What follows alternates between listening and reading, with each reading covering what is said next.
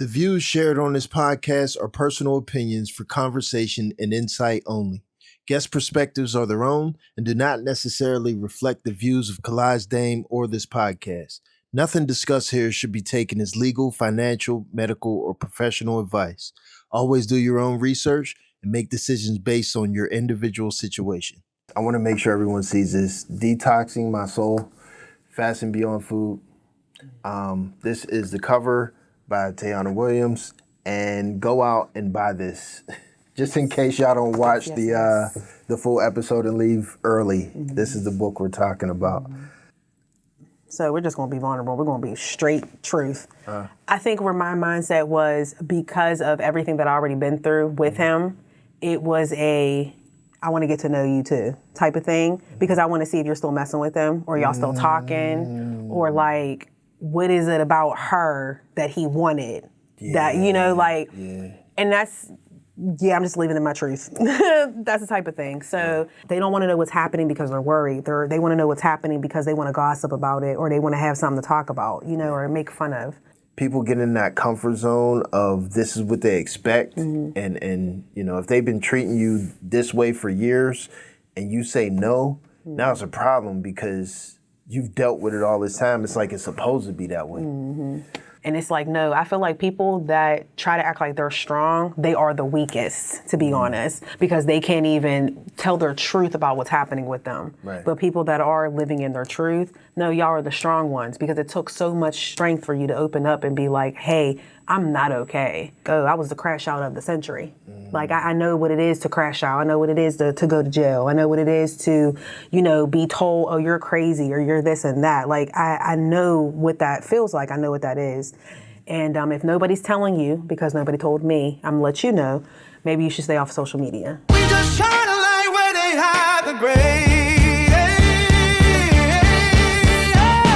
It's the Kalaj Dame Podcast. Tayana Williams, author / writer, mother, advocate for spiritual growth, self-healing, social media / TikTok influencer, which I wouldn't even say social media in a whole. We could dig more into that conversation later, but definitely an influencer, at least on TikTok, right? Yeah, you can say that. I mean, this is the part where I kind of like intro to how I met you, how I came across. And I was searching on TikTok for Pittsburgh people. So the idea is advertising my podcast. Most of my guests right now are from Pittsburgh because that's where my network is. So I'm like, I need to sell to Pittsburgh people because it's familiar to them.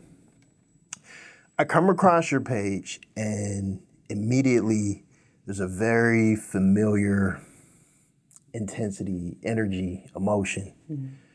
The way you're talking Pittsburgh slang, you're talking about Pittsburgh things, Black woman, obviously not like, younger. I don't know your exact age, but I think we spoke and you're like somewhere around my age, but that's where that familiarity kind of came in to. And the whole idea to me was like, this feels normal, this feels right. So as I watch more, you're talking about self-healing. Self-healing is a concept that I've been dying to get somebody on here to talk about. And immediately I'm thinking, oh man, I got to interview her. Like, just the energy in general is something that I feel is warm and welcoming. So dope for a conversation, but at the same time, you're speaking about things that are relevant to what I want to talk about. This was before I found out you wrote your book, and you posted a link, and I seen it like, oh my God, this is amazing. That's literally when I messaged you like, hey, I need to interview you to be on my podcast. I didn't read your book until this week. So when I found out you had a book, I immediately purchased it. And I've been meaning to, just been crazy busy. I read your book and I was completely blown away. And honestly, like the whole time really, I was kind of excited about this interview. But I say all of that to say that of most, if not all of the people that I interviewed, you are absolutely someone that I feel like drives this podcast exactly where I want to go with it. And I'm really excited about the conversation we're about to have. Yes. So welcome to the Kalaj Dame Podcast. Well, thank you. Thank you for having me. I am. I'm excited too. I am. I appreciate this. Nice. You're welcome. That's what I forgot to say. Mature and girl next door. You ever hear that before? Yes, I've had actually. I actually stated that about myself. I feel like there's two different type of women in the world. I feel like there's the girl next door, and then there's like the Kim Kardashians. And that's no shade or anything, because we live in some time where people might take that to offense, but there are some females that are more so like aesthetically pleasing, and they have that, I don't know, everything's about materialistic, rather than the girl next door. They kind of get looked over and left out for some things. So I kind of, say I'm kind of like that more than the other. So yeah. Real too. I think that like there's probably an element of with the more materialistic ones that are kind of like fake up front, that like kind of hide some things. Like I noticed in your videos, you provide at least a little bit, like a glimpse into your life, like you're dancing with your kids or something like that. Just like a more realistic perspective where, I don't know if it's a Black community thing, but we just respect and appreciate it more. It feels more familiar, Yeah.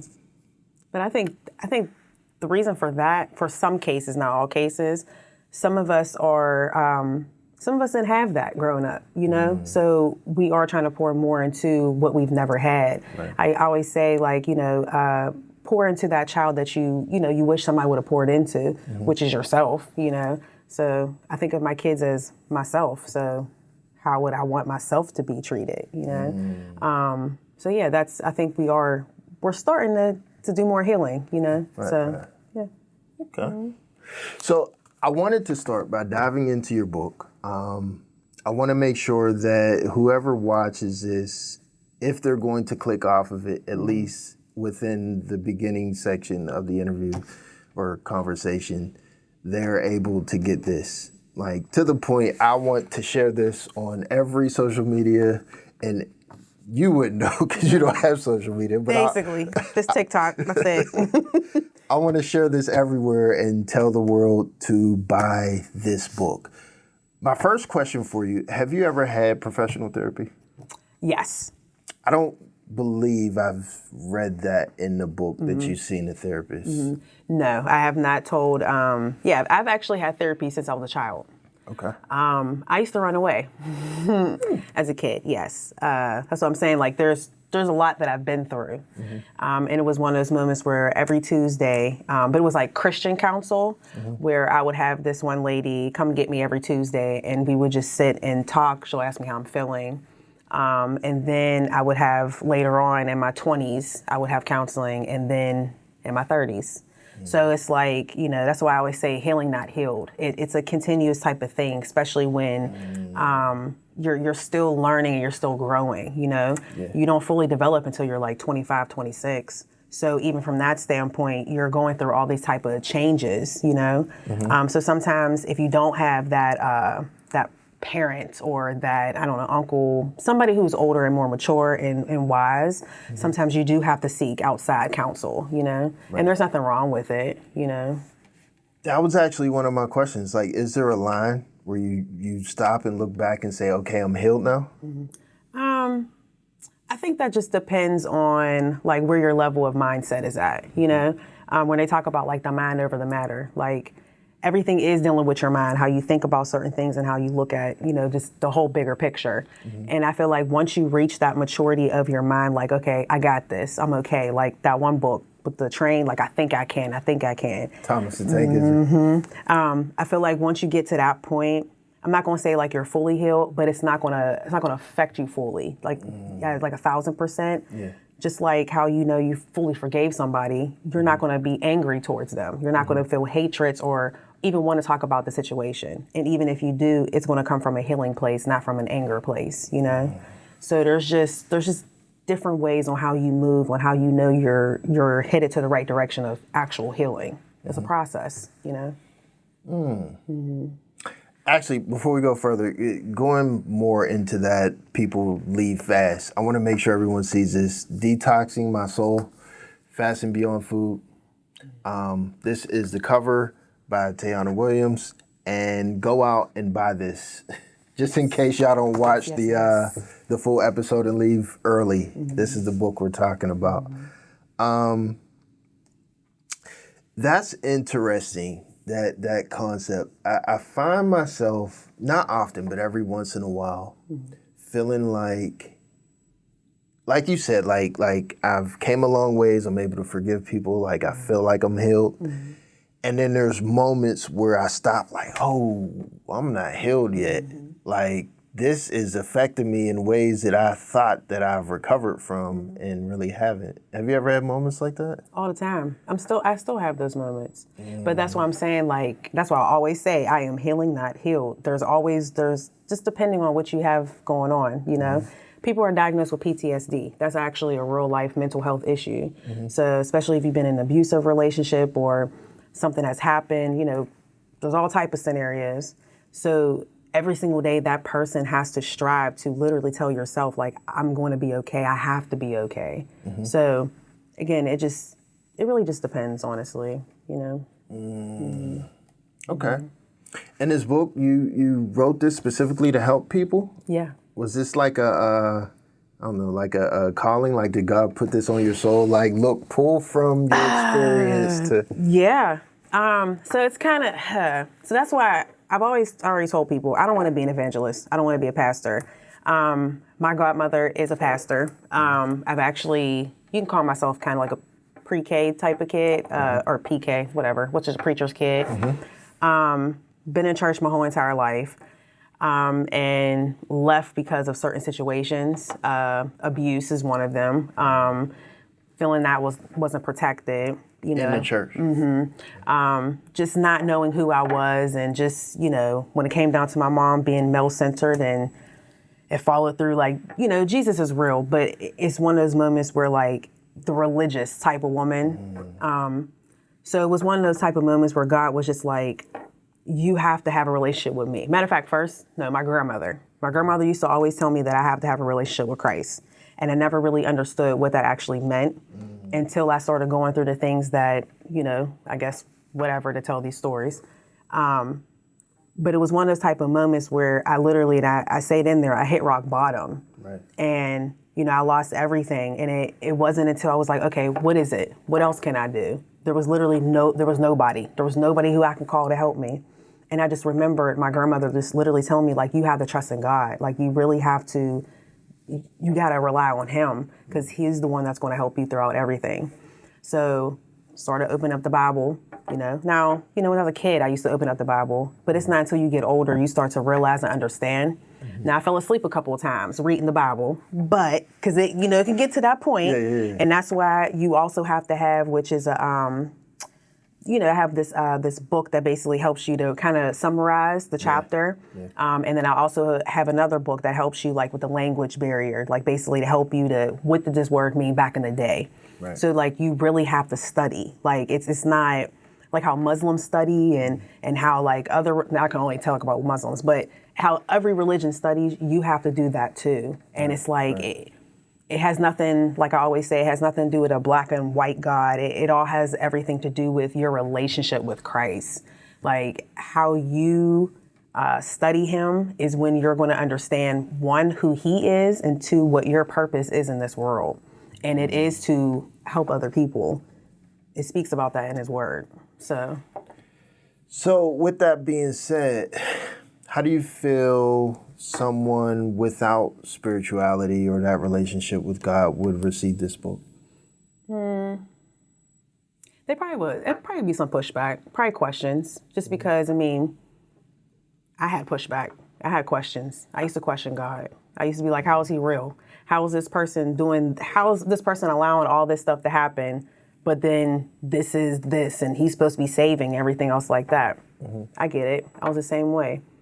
Like, I feel like, okay, for me, my dynamic is, I started really young in the church, maybe not really young, but teenager. So 15, 16 years old.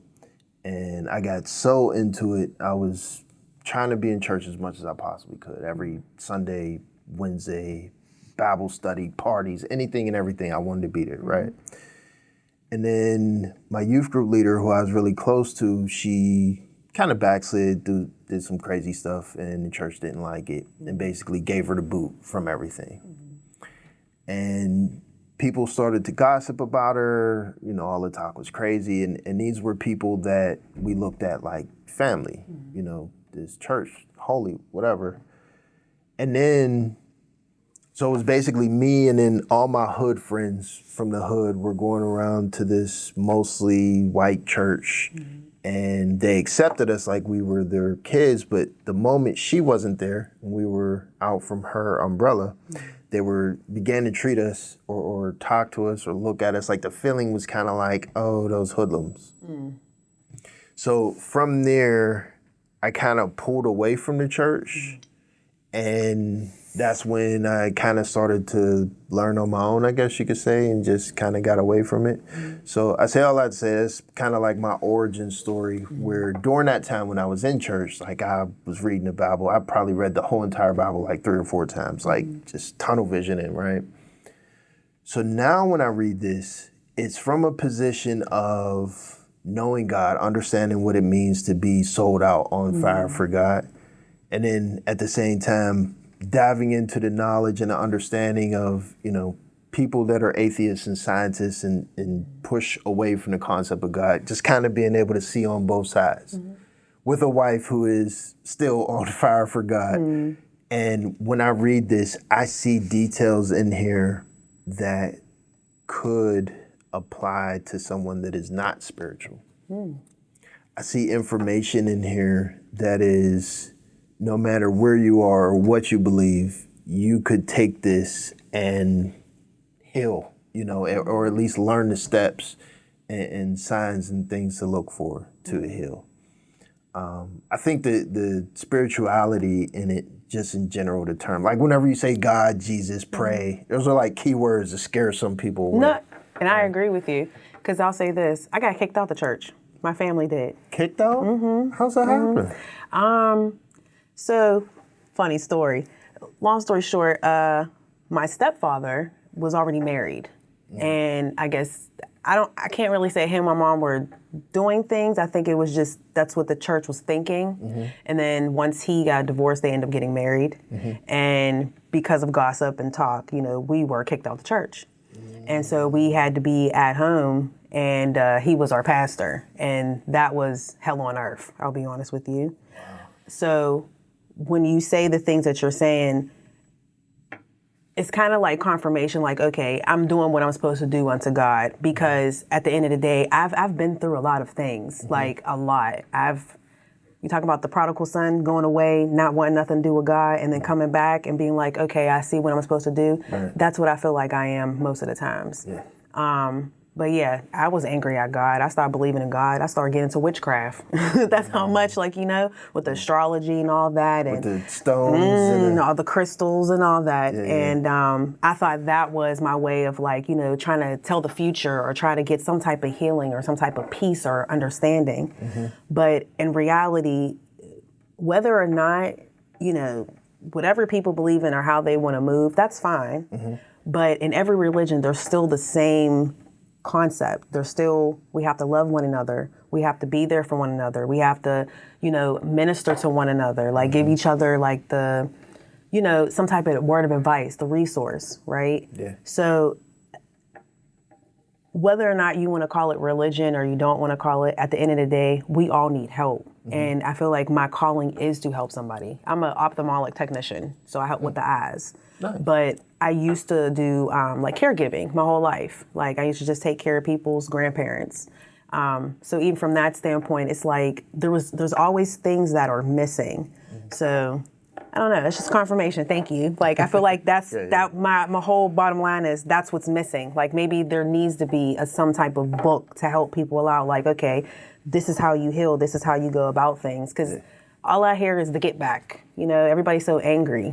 You know, that part right like everybody's there. so mad, which I get it. They're validated, but then it's like, what's next? You know, like what do we do next? You know what? And I'm thinking in my head, how are we going to transition this? That's a perfect transition to next topic. At first, I wanted to point to, and we could touch on it more later, but like you have scientific references in here, like actually talking about studies and having sources of information and places to send people, to read up more on it. Yeah. I think that element of it is a major portion of like what I was saying, where it can serve even people that don't have that spirituality. Okay, yeah, I see what you're saying. Yeah. You know what I mean? Yeah. Like it's from a position of, I learned this, this is what I thought, this is what I felt, God helped me somehow, but at the same time, you're explaining how God helped you. Like, oh, I see and I understand it. This was the bad behavior, or this was the behavior that created this. And then you leave like notes on it, like, studies show that when you do this, it does that.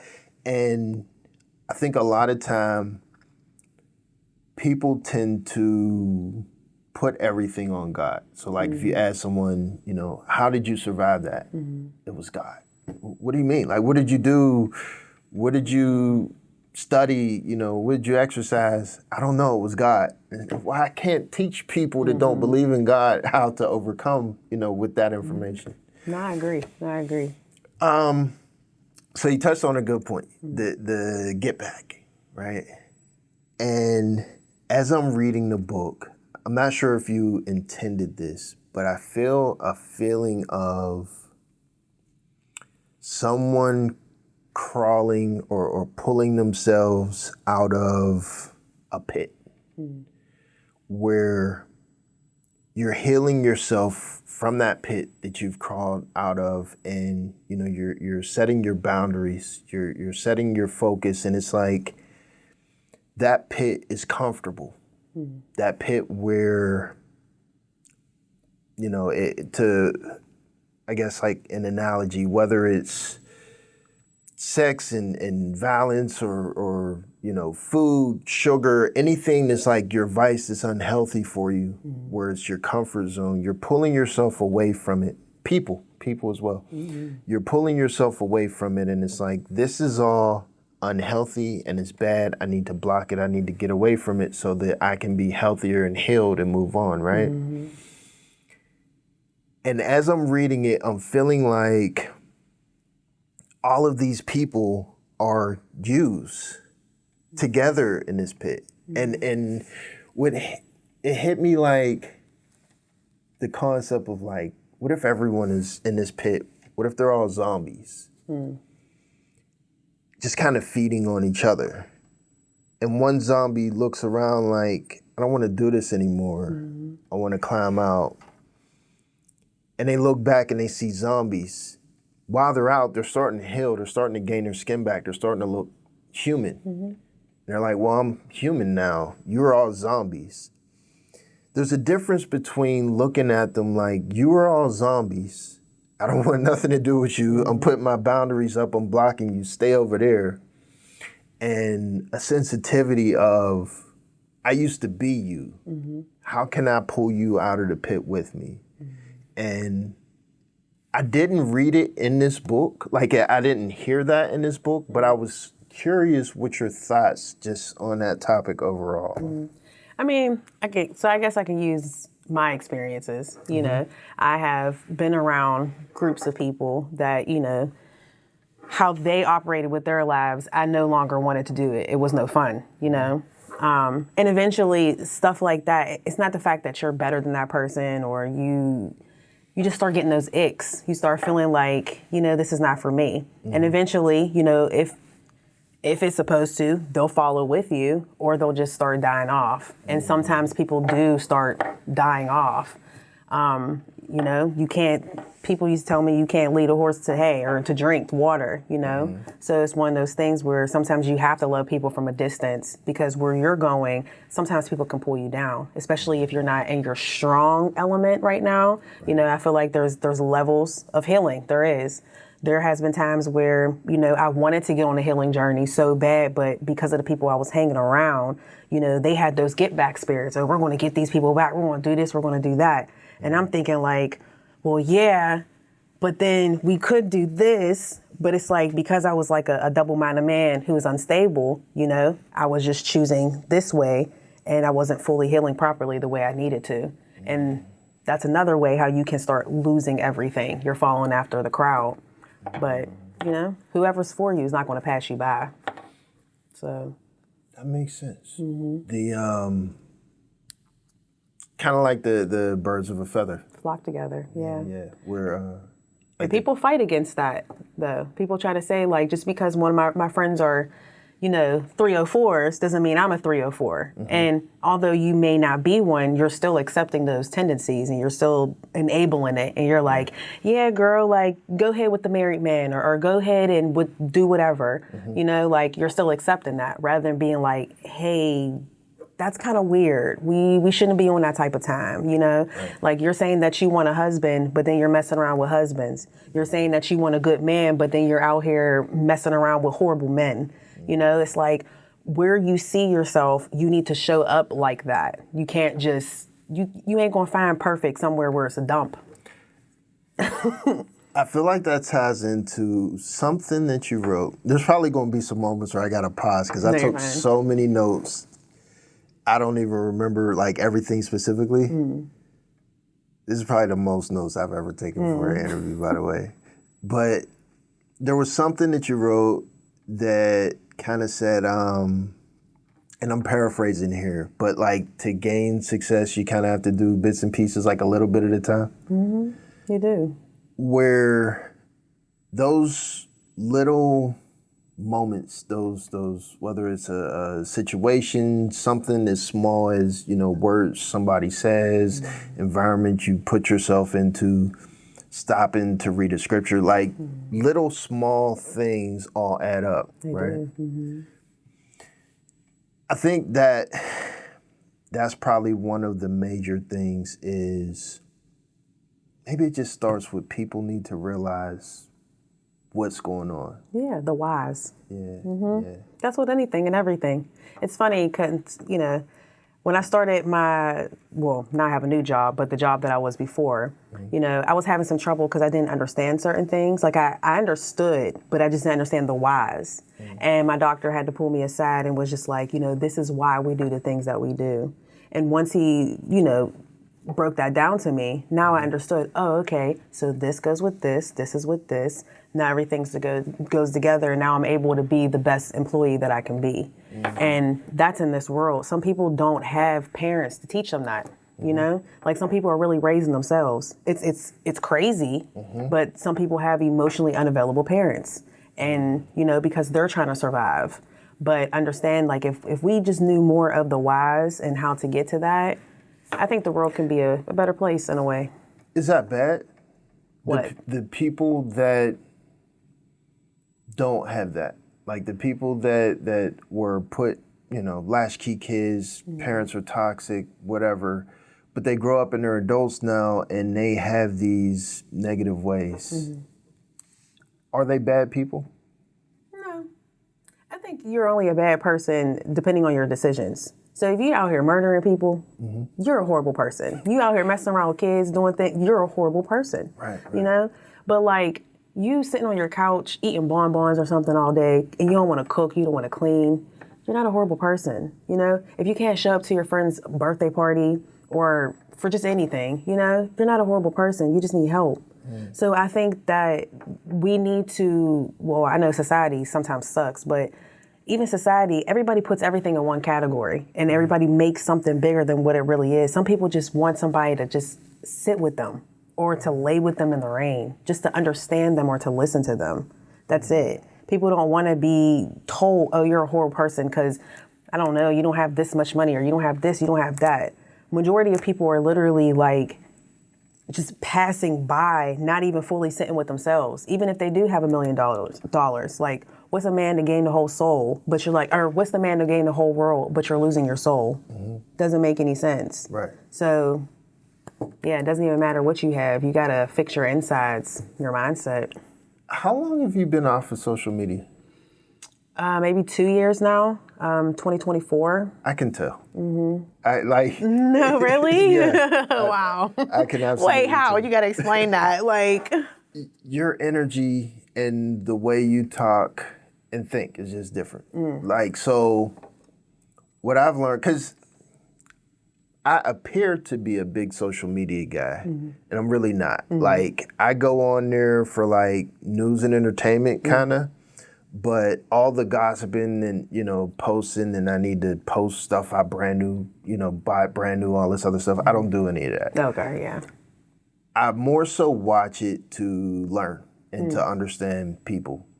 And it's almost always people, like most of the people I come across look at the world through the lens of the world is what I see in social media.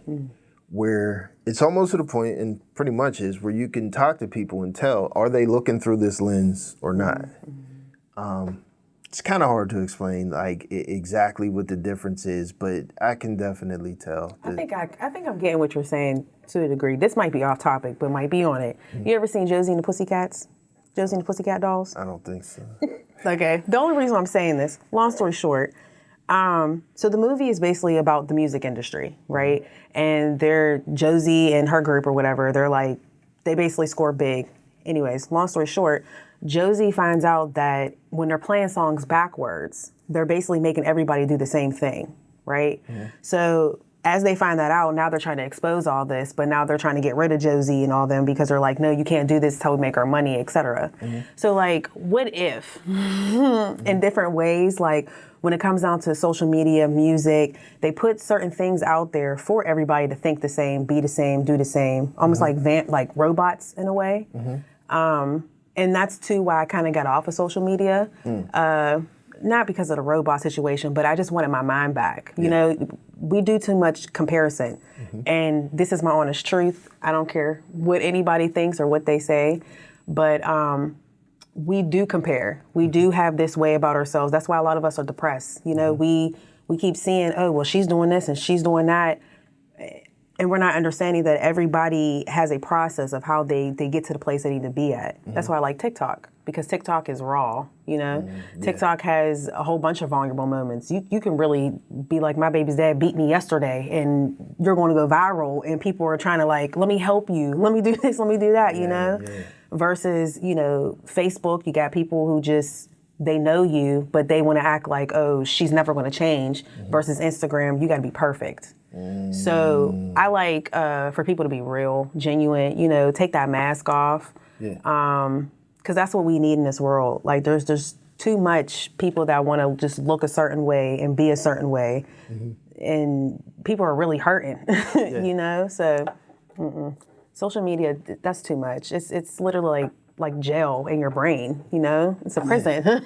Exactly. It's kind of like, I always think of the carrot. This is the rabbit. This is an old picture of like, you know, the rabbit with the stick and the carrots in front of it and it's following the carrot around. And it's this concept of like America, Western world, has all of these different systems. Like we have, you know, science, university-based science. We have the government. We have all these different systems that don't necessarily communicate information across from each other, and you know, also businesses, where businesses are free to use science to, you know, craft their algorithms, you know, social media and stuff like that. Companies, food places are free to use science to craft their whatever ingredients, and I'm gonna put more sugar in here because it's addictive and stuff like that. And then we have governments. It's like, should we regulate this? Maybe we shouldn't, or argue and stuff like that. When the whole basic concept of it is we are like living organisms that move based on hormones that are driving us. So if you constantly feed us sugar or sex or, you know, whatever else, that's where we're gonna go. And then when you add into that, some of us don't have strong families or strong parents to teach and give us the discipline initially, where we're just kind of going through life doing whatever we're compelled to do. And when you do whatever you're compelled to do, you get on an algorithm that says, when you look at something long enough, I'm going to give you more of it. No matter if you think it's healthy or not. If you look at people fighting and beating each other up, and you think it's interesting, you hate it, whatever, I'm going to give you another one and another one and another one.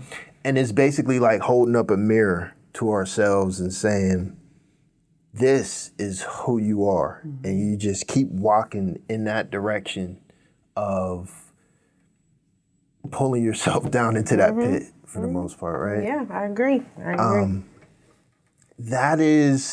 Those are the zombies. And I guess really it kind of fits where they're just walking like zombies, right?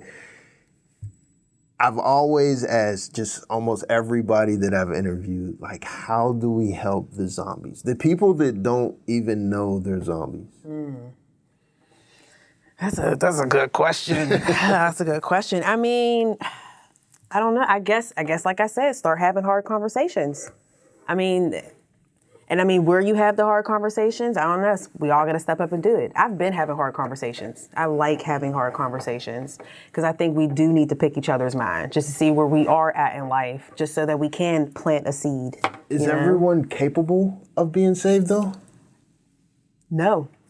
I'm gonna be honest with you. No. No. That is a good. You are the first person. That sucks. But no. And the reason why I say this, right?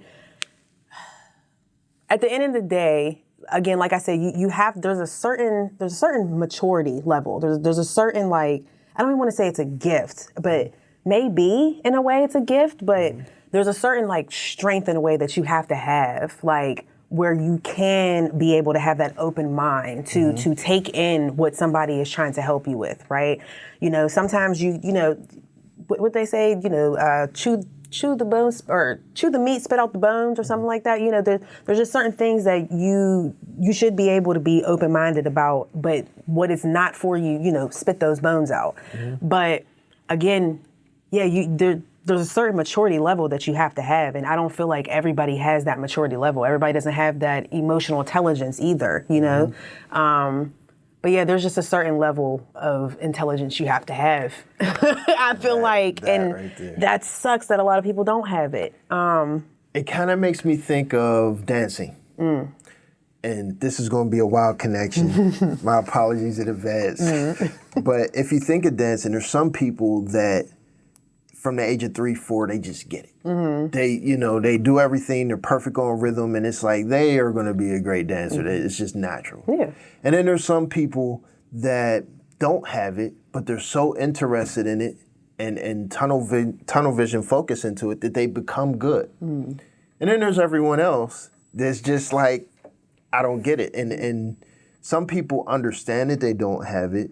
Some people just don't really care, don't think about it. Where if you equivalent that to like intelligence, it's like if you're not practiced enough at self-awareness and understanding yourself and the difference between what you think of yourself versus what everyone else thinks of yourself to even have what it takes to be able to work on a path to improve yourself. Like if you weren't initially given the gift, whether hereditary or from God or whatever, and it wasn't given initially, and there was no point in your life where you say, hey, I see that, I want to try to be that and improve myself now, then you just don't have it, and it's not there until someone awakes it in you or you have something that says, I need to start paying attention. Yeah. And the problem is, like, you can't wake up someone from something if it's not even a thing to them, right? Okay, basically it's not awareness. Right. Yes, you're right, yes. Yeah, I mean, I try my best, I think we all, well, I don't know, some people, some of us have friends that are not aware of certain things, and we try to put it out there, and ultimately it's up to you. At this big age, we all know right from wrong, and how you go about life, it's up to you, but I don't know, those type of people, I tolerate but so much, right, in my life. So I'm a very cut off type of person. And that's not trying to be like I'm trying to be an enemy or I don't like somebody. It's just where I am at in life. I have fought so hard to get to this place that I'm not going back to where I used to be at. Like you have a lot to lose. I do. No, I do. Even mentally, I have a lot to lose. Yeah. So it's one of those things where if somebody is going through something and they're not making the right decision, sometimes I do have to let them know right now, I don't agree with what you're doing. I don't like it. So I might be a little quiet. I still love you, but I need you to wake up. Is that conversation important? Yes. To you? To give them that information before the cutoff? Yeah. I mean, sometimes there's like conversation first before those, cutoff moments. Okay. But again, like it really depends, like if I feel like you're not being a good friend or you're just doing too much or, and it's not helping me and my mental, like I'm always having a question or just have like whatever and it's not giving me peace, then yeah, I do have to let it go, So I don't know if you've seen, I can't remember if I mentioned it on one of the podcasts you've seen, but I tend to troll people on Threads. Just kind of like one of my favorite pastimes, I guess you could say. But being on Threads, I've run across a lot of people that, millennials, I'll say, that Oh, wait, you're not a millennial? You're a millennial. How old are you? Technically, but... So are you higher than 42? Is it 42? Yeah. Oh, you are 40. Oh. I'm 44, I'll be 45. So you're not a millennial. I'm on the borderline. Okay. And this is how I define it. If you have boomer parents, you're more on the Gen X side in terms of how you operate. Oh, okay. Where if you have Gen X / really young boomer parents, then you're more on the millennial side. So it depends on who raised you. Like, so I'm an old head. Grandma's 43. And my mama is 65. So you're more on the Gen X side. Which I can tell. That makes sense. Because, okay, like how you explained it to me, like old tradition and stuff like that. So you're probably, more tradition in terms of the household and, strong black man and all this stuff. Chicory is not dead. It's not. I don't care what nobody says. And I find it almost to be a pattern. Like anyone that was raised by boomers has this specific ideology in life. And the people that were raised more so by Gen X are like, this whole, no, we got to change everything and flip it and equality. And like, okay, I get it. Whatever. But yeah, I forgot the point I was making. But what I was getting to, one of the things anyways, what is rock bottom for you? Actually losing everything. You mean like what I've been through to hit rock bottom? Yeah, so okay, what you've been through, and I guess like for someone else, how do they know when they hit rock bottom? So like both, like a two-part question. Okay. So I'll say for myself, how I knew that I hit rock bottom, I lost everything. Like I was homeless, basically almost lost my children. When it came down to my job, I was giving a warning I was going to lose it. Lost my car, me and my mother were not talking at the time. I didn't really have anybody to really be there for me except for a few people. So yeah, it was one of those moments where like I had to go through counseling before I can go back to work. Like it was a lot. It was a lot. So I think rock bottom for me was I literally lost it mentally. Yeah, I was off my rockers, as one of my friends would call it. And I think for somebody else, I really can't think for them, but it could be possibly the same thing.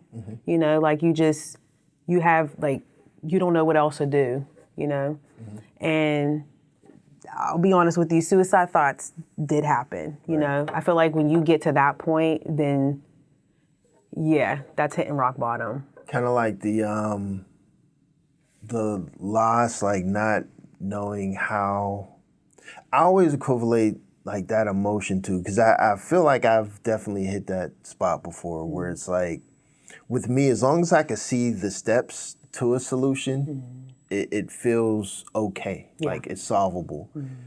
When I don't see no steps, when it looks like everything is caving in around me and there's no way I can stop it, then that's kind of like my breakdown moment. Yeah. Which I haven't experienced that for a while, but I mean, in general, like that's what rock bottom, I guess, is for me.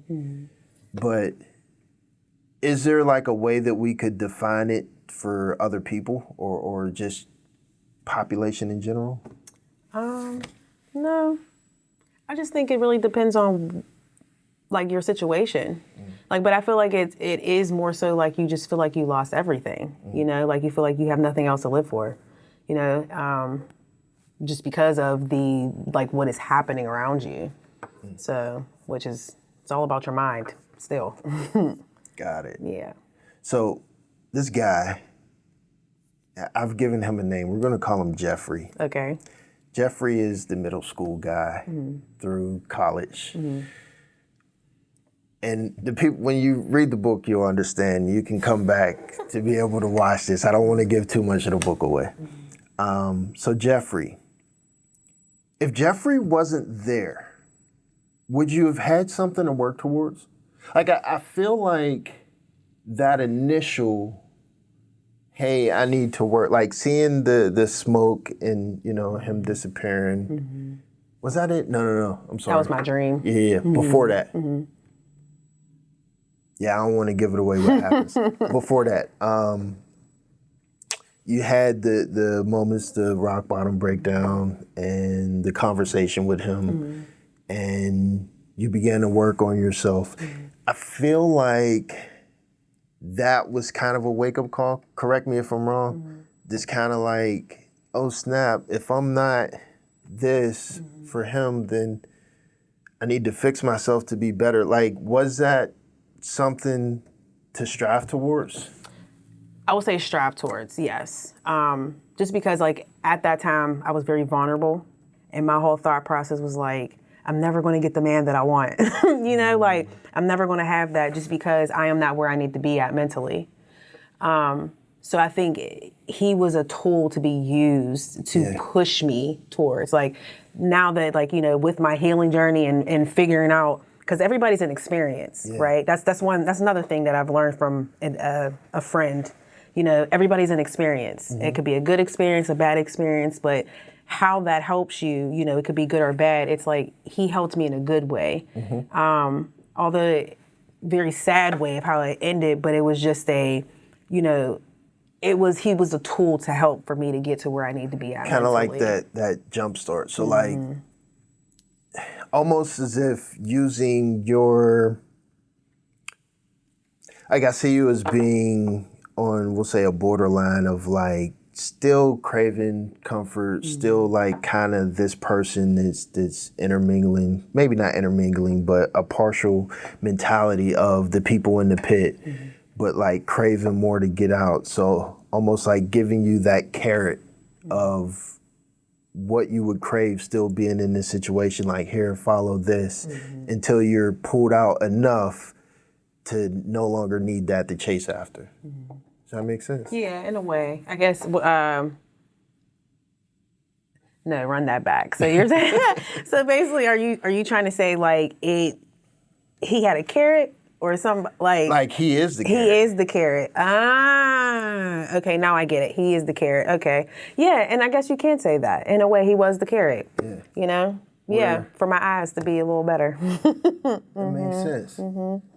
When I was in first grade, this might sound super crazy, might be really weird. When I was in first grade, I hated school so much that in order for me to go, it was one of two things. There was a teacher I had a crush on and a girl I had a crush on. Oh my God. And I would tell myself, go to school so I could see this girl. And I did. I showed up to school every day, literally, because I had a crush on a girl that I sat next to, and then one of the classes I was in, I really liked the teacher. Didn't care nothing about school, though.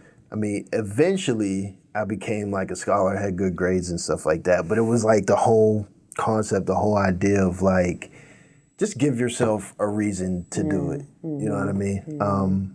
Somehow I connected that as I was reading your book. It was kind of like, there's people in those situations that, like you hear people say, pull yourself up by your bootstraps, right? Or stop smoking. Why are you eating those donuts? Why are you messing with the married man? Like, why are you doing these things? Just stop, don't do it. When sometimes it's just not that easy. It's not. And you kind of need another reason, like something to redirect you, right?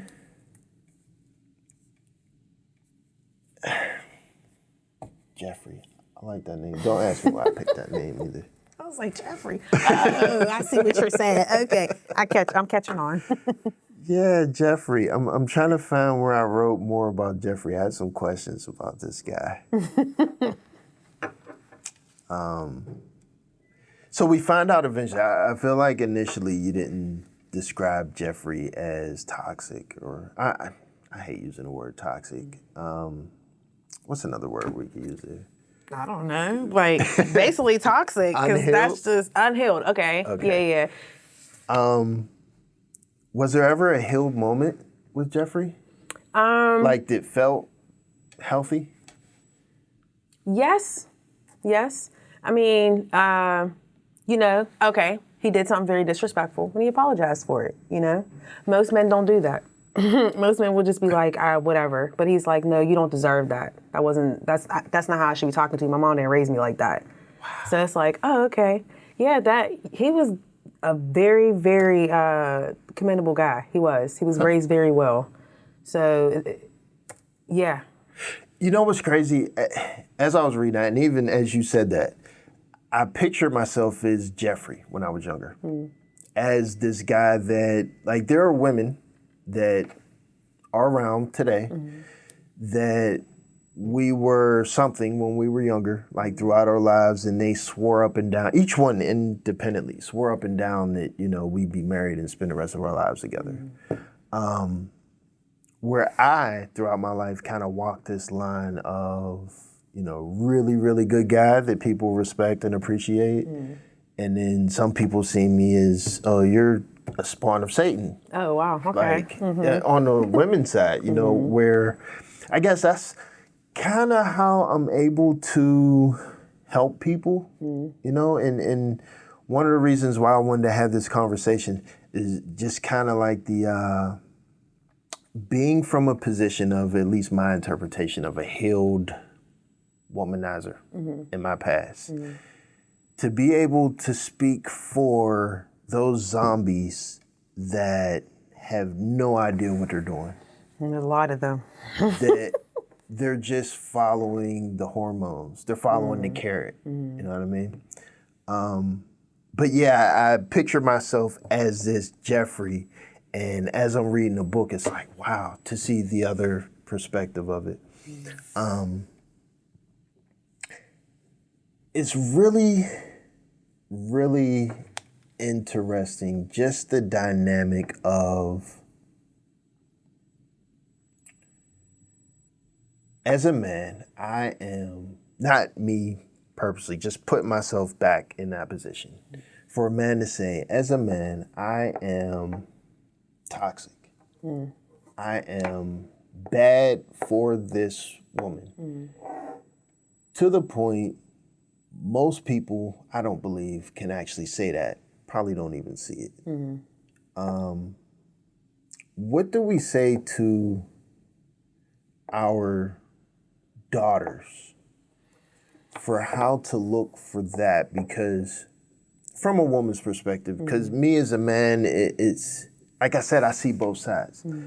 I see, and this is gonna sound crazy, I see the innocence in the young 20-somethings and even 30s dudes that just wanna run around and get with every possible woman that they find attractive. How do we talk to our daughters in those situations? Well, see, that's the thing. I go back to having a dad in your life, to be honest. I mean, that sounds so cliche. I didn't have my dad in my life, right? My dad didn't want anything to do with me. So even from that standpoint, not really, I mean, I've had uncles and stepdads, but having an active father who shows you like emotional availableness, that makes a huge difference. Also from a mother who is healing, trying to heal, all we can do is basically just be that example for our daughters. Like, tell our daughters that they're beautiful, I'll say from the woman's perspective, like understand that you're beautiful, basically just pouring into her, talking to her, actually forming a relationship with her that she trusts you enough to have those conversations like, hey, I'm dealing with so-and-so. And then you can be like, hey, honey, maybe maybe not like that's a bad decision, but just finding ways to better talk with them so you won't push them away, you know? But I just feel like overall, as women, the only thing that we can do is be the examples and have open conversations and hard conversations for our daughters to better understand. And I'm only speaking that because of me, of wanting what I wanted her to do for me, if I can make that make sense. Yeah. I would want that for my mom to do that for me, for us to have conversation, and for me to be able to be like, oh, I see, this is not how things are supposed to be. That makes sense. It sounds like, maybe I'm wrong, but it sounds like what you're saying is it starts with spending more time. It does. Quality time is big for kids. Yeah. Like, you don't have to you don't got to buy them Jordans. I mean, is that cool for them because you don't want to get them made fun of? Yeah.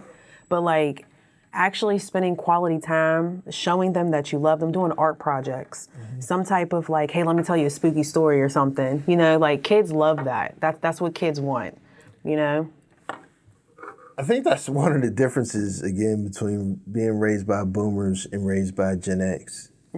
Raised by boomers had this concept, at least my parents and grandparents had this concept of, I'm putting food on the table, I'm doing what adults do, I'm going to work, all the adults are gonna be in the living room doing this, you go play with the kids, like stay in the child's place, I'm not playing with you, you go play. And I was raised just like, I'm a kid doing kid things and grown-ups do grown-up things. There was very little time spent of, mom or anybody else coming to see what am I building, what am I reading, helping with homework and stuff. I got none of that. No, I would say my grandma. My grandmother, literally, everything about that lady was like, that was kind of my mom. Like, she did spend quality time with me. When I got my 4 teeth pulled out, she was there. She bought me my first car. She put me through college. Like, you might as well say, like, that was like my mom/dad, basically. Yeah. And my mom was my sister growing up. So, yeah. That's crazy. So my sister, all right, see how I can explain this. My sister had the same exact thing with our mother's mother. Where her mother's mother is the one that spent a whole bunch of time with her and did all of that stuff, right? My sister was the one that did all of that with me, that spent time and did stuff. So I always tell people it was kind of like my sister was my mom, and my mom was just kind of like the overseer in a way, where I spent, most of my time and stuff with my sister. But still, I don't know, it's weird. It's kind of like, do they have to wait till they're older and feel that the effects of life that long, and it's like, be more loving or whatever. And then my sister, being a Gen X person, of course, she loved me, she loves my kids, she wants to spend all the time in the world. Here I go, acting like my grandfather. What you do? You be around, but in the other room? And just chilling? For the most part. Yeah. But not always just chilling. It's like an urgency to work. It's an urgency to provide, and it's more of, I feel at least, survival mode. Of, I have to maintain everything that we have, not necessarily for right now, but for the future.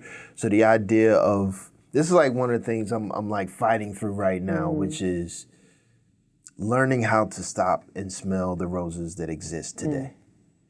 Because there is this fear that tomorrow it may not be here. And if I don't work my ass off today, then we may not be able to eat a week from now. Yeah. And it's not necessarily true, but there's still that fear that like anything can happen, because growing up, anything happened. Yeah. Yeah. But I think that's just a provider mindset as well, as a man. I mean, if I'm not mistaken. But even as a woman, a single parent type person, you're going to think that way too, because you got to get it by any means, But no, I mean, you're right. Everybody does need to one day just relax and just, spend time with your family, I was watching this one thing last night and it had me crying. This one older gentleman, he was in his 90s. And I don't know how many kids he had, but he had a whole bunch of grandkids. And I guess it was like his 90th birthday, and all the grandkids and grandkids came to his house. And the reason I was crying just because of, like, this is your legacy, and they just all want to come, and they just want to be around you. They want to spend quality time with you. Like, that right there, that's how you know you won. When your children and your grandchildren, everybody want to come back, and they want to spend quality time with you, and now they want to play with you, and they want to do things with you now, you know? Right. So. That makes sense, yeah. Definitely. I don't know. So I have, my wife and I together have 8. I have 6 of my own. Oh, wow, okay. Yeah, but like when I say I was you're wild, busy, yeah. I was wild. Like, Okay. I was an extremely popular rapper, and you know, had groupies. Just I did all types of wildness. Out of my 6, I might have 1 or 2 that one day will be like, oh, let's go see Granddad. Just mostly because of availability, time. But this is like the moment in my life, like I said, where, you know, I'm on this healing journey myself. There's moments when I feel completely healed, and there's moments where it's like, I probably got a little bit to work on. And there's some things that feel like I know exactly what it is. I know exactly what I need to do. I know where I'm at. I know where I want to be. And I just can't do it, and I can't figure out why. So, like, for example, the concept of, I don't know, let's say during the weekend, one of the kids are like, let's go fishing. I'm like, yeah, I really don't want to go fishing. I want to spend time with my kids, but it's like, how do you push yourself to do things that are uncomfortable? That's the question. Well, that's good. That's actually good, because I've dealt with that, and I'm still dealing with that. I think it's just giving yourself grace and understanding like where like your limits are. I mean, yeah, you want to do certain things with your kids, but it's like sometimes you can kind of persuade your kids to do some other stuff, you know, depending on their age. How about that? Depending on their age. Yeah. But I feel like overall, sometimes you just try to push yourself. Like, even on Friday, I went to a women's conference, and I really didn't want to go. You know, ticket was paid for, everything. But it's one of those moments where I was like, I had to tell myself, like, you can do this. Like, you can, like, just get up, just do it, just go, you know? So sometimes you got to keep talking to yourself. And then if you really can't do it, then give yourself grace and try to persuade your child to do something else. You know, like, not in a negative way, but I don't know, like an art project or something. I think kids like slime more than anything in art projects now. So you can do some things. Yeah. Not so much these days. My kids, so my wife, she buys everything like online apps and stuff. So all the groceries, any and everything. So we have tons of cardboard boxes everywhere. So I get my kids, they have a glue gun. Okay. They have one of those cardboard scissor things, tape, all types of stuff, foil, plastic, and I just tell them to have at it. Yeah, out of the box. Yeah. I used to grow up watching that. I always used to want to make the boxes into a castle and everything. Yeah, use your, that's the problem. These kids don't know nothing about imaginations. So it's like when you actually take it to the point where, you know, you could do something else other than be on your iPads, they're not going to think about other stuff. They're not. Yeah. And that's a big thing too, because from what I'm understanding about these kids today, they don't know how to problem solve. They don't. They don't. It's like scary when, you know, even like in my field of like being around technicians and stuff, I've come across technicians that should be, you know, solving things. That's the job that they have. And, you know, they're calling me on the phone like, how do you do this? How do you do that? Like, dude, figure it out. What do you mean? That, you know, just the, I don't know, younger generation or something. Yeah. I don't know. It makes me feel like maybe for some of us that wasn't like raised by our parents in a way, like we do know survival mode. So we think of more common sense. I know there was a situation where I had to fix plenty of like machines. I know nothing about machines at all, but I just was like, let me play with it a little bit and fixed it. Like sometimes you just, you know, you gotta do it yourself. You just gotta do it, you know? Like, I don't think they'll be doing it. You ever have a situation that's just kind of like, it felt like your survival meant you have to do the impossible? Like, you have to learn something or fix something or something that you have to do in order to make sure like you're not evicted or get the work or like something that just took over and it's like, all right, I'm gonna do this. I don't know how, but I'm gonna do it. And you got it done? Yeah, plenty of times, honestly. Yeah, I almost did get evicted this one time. It was a long time ago. And I had to, pull out some money out of my bank account, But it was like my 401k that I had saved up. Thank God that I, saved up when I first started working at my job. So over the time, I accumulated a whole bunch of money. So I was like, okay, cool. But like, if I didn't think to do that type of stuff, I would have been like, who's going to help me? What's going to happen? Right. So I'll say this, for my survival mode, it has helped me to do certain things so that I will think clearly, that if just in case something happens, I can fall back on something, versus just like, it is what it is. Like, no, I set myself up to make sure it won't happen. That makes sense. Yeah. So maybe survival mode kind of is like it could be a good thing in a way. Now that I'm talking to you. And I'm thinking, I'm like, maybe it was good I had survival mode. Maybe, just a little bit. I mean, it's sad for some things, but it's just like, it built character. Yeah. So it's almost as if survival mode is good, but when it's a reaction instead of a conscious decision. Or like a woe is me, like you're just sitting there, like you're actually doing something about it. Because I mean, I did do a time where it was kind of like a woe is me. I was homeless, I had to live with my cousin, was on her couch, and she gave me 6 months. She said, you have 6 months to figure this out. And I was like, oh, okay. Were you staying there for free? Yeah. Which, I mean, that's cool. That's fine. But, I had other situations. I didn't have a car, I didn't have I was trying to figure out job-wise and, so she put fire under my behind to be like, yeah, you really got to come on. But at that time, I felt type of way because I just had a baby, and then I just got kicked out from where I was living at with my children's father. And then my grandma just died. So like everything all together, I was just like, whoa, what is going on here? Like, why are you doing this to me? But in all actuality, it was just like, it probably needed to happen because I probably would have stayed there longer than 6 months, to be honest. So. That makes sense. Did you ever have a conversation with her afterwards and she explained what that was all about? No. We kind of made it water under the bridge. It was a 1-bedroom apartment, and I had 2 kids. And my children at the time were very young. I had the 1-year-old and then not the 1-year-old. He was just, 6 months, I believe. And then my daughter, 3, 4. So everybody's running around doing too much. And she's single, she don't have any kids. So I kind of understood from that part, you kind of want your life back. You want to bring your boyfriends over, so I kind of got it from that point. I think I was just more disappointed because I kind of felt like, that was somebody who I can rely on. But at the same time, it was kind of like, it needed to be done because I probably would have stayed there longer, Right. So everything happens for a reason and purpose. Yeah. So it's kind of like your path to being healed and saved from that was crafted for the type of person you are and what you needed. Yeah. Interesting. It sounds crazy because I'm trying to tell you, a long time ago, I didn't think like this.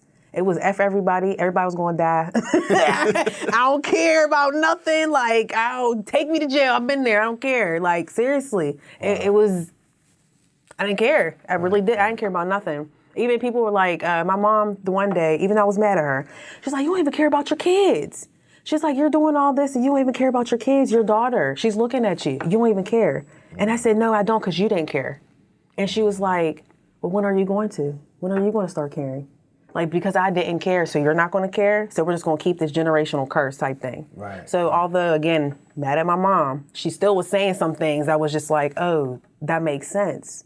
So now I'm just like, I'm all about healing. I'm trying to save that little girl who wanted, who needed somebody, and that's what a lot of us are missing. That's what a lot of men are missing. That's what everybody's missing. They need to save that little child that wasn't saved. And how you do that, you gotta detox your soul. Yeah, that. You touched on something interesting. Like being able to take information or advice from someone that's not really in a position to give it. Is that, like, I hear often that if you're not in a position to give advice, you shouldn't. Like, no one wants to take that type of advice. Is that, like, from a position of being unhealed or ego talking, you think? I think it could be both. I can give an example. 2 situations. I'll say one situation. My one friend, she used to always say, like, you don't want to be healed. Like, and I used to get mad at her. I actually stopped talking to her because she used to say that. And I used to tell her, like, you just don't understand. And she's like, well, why don't you get on your medication? Like, I had to, unfortunately, I'm the type of person where I had to be on medication for my mental health. And she's like, well, if you want better, you will go back to therapy. You will get on your medication. You will try to get yourself in order so that you will be okay. And I was just trying to tell her, like, well, you don't understand. Like, I can't do it. Like, I don't like the way the medication makes me feel. And she's like, well, there's other options. Talk to your doctor. So it's one of those moments where it's like, it's not the fact that I did not want to heal. It was just, for her, I felt like she didn't understand because she was never in that type of situation. But in the same scenario, she had a mother who went through that. Right. So it was like, it wasn't the fact that she was trying to be a mean person or just, say whatever. It was the fact that because of what her mom went through, she seen how it affected her. And it's like, I'm trying to save you. But in my mind, I'm just like, but you never experienced this. Like, I can't listen to you. But again, once you start having those conversations, you're starting to open up. Because again, me and her have been best friends since we were in 5th grade. I never knew her mom had situations like how I did. So, but then when I started going through what I was going through and we had those open conversations, I was like, okay, I respect where you're coming from. Like, I get it. I feel like maybe it's just us as human beings. We need that sense of familiarity where, like, you need it to some extent, you're Jeffrey to, aim towards in that initial climb out of the pit. And in general, along the way, I'm sure there were bits and pieces of familiar things for you to redirect your attention to, right? Yeah. Well, you talk about with him? Well, or just all to general? Yeah. Climbing out. Where if something is unfamiliar, feels unfamiliar, and it's like, no, you don't get it. Like I used to smoke cigarettes. I vape now. Both times throughout history, people that have no addictions, have never had an addiction, and just kind of gave me an energy of like, why are you addicted to anything? It's so stupid. That are like, oh, just quit smoking. Like, quit vaping. And it's like, there's no sense of familiarity there. Like, you're not speaking to me as if you relate to my problems or as if you understand what I'm going through. So I don't even want to hear what you have to say.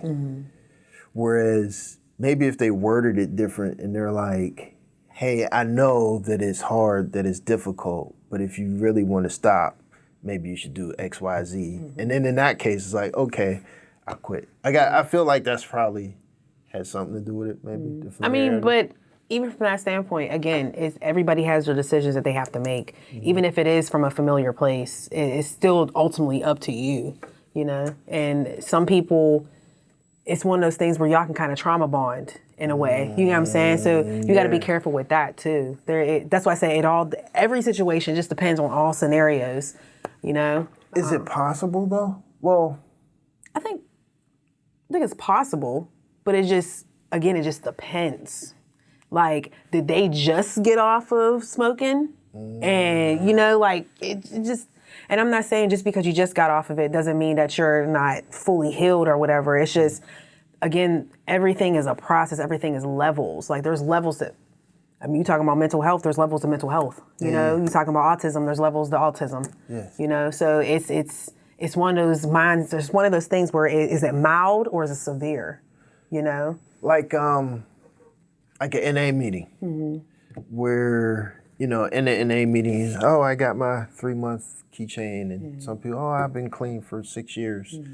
Where, they get up and stand up in front of each other and they talk and, hey, I've done X, Y, Z. Like, I feel like that familiarity of it is kind of what helps people versus it, I don't know, just kind of feels judgy when someone has no idea what you're going through and they're just like, just stop. Yeah.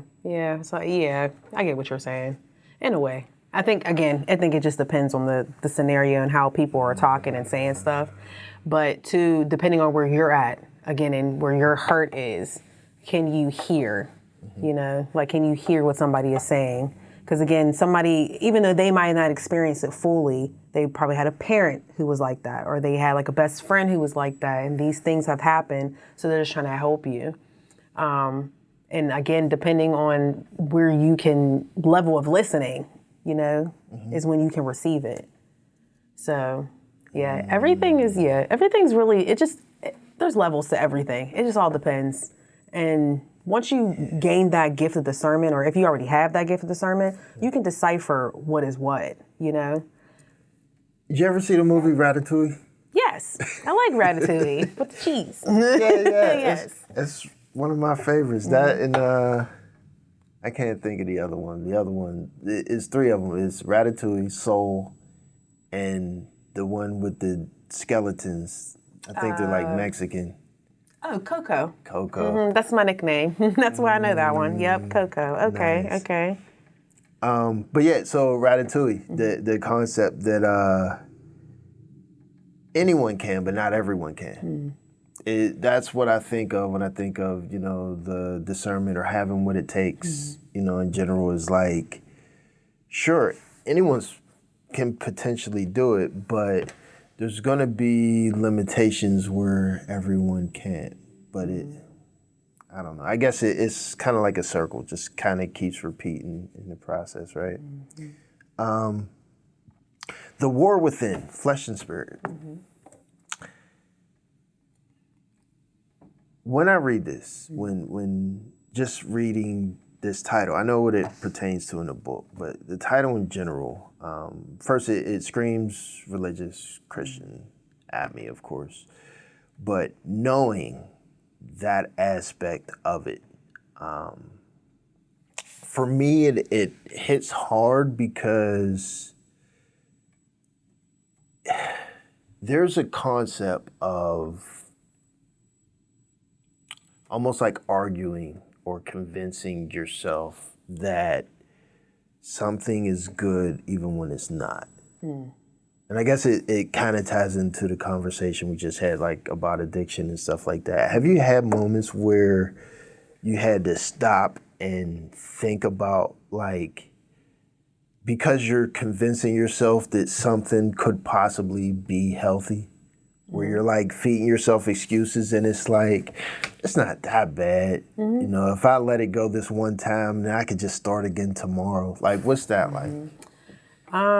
Yeah, I've had. With relationships, honestly. You're thinking, you're just making excuses, because you see other things you're comparing. So you're just like, oh, that's not that bad. But in reality, it's like, this is not good for you. This is not like for your mental health.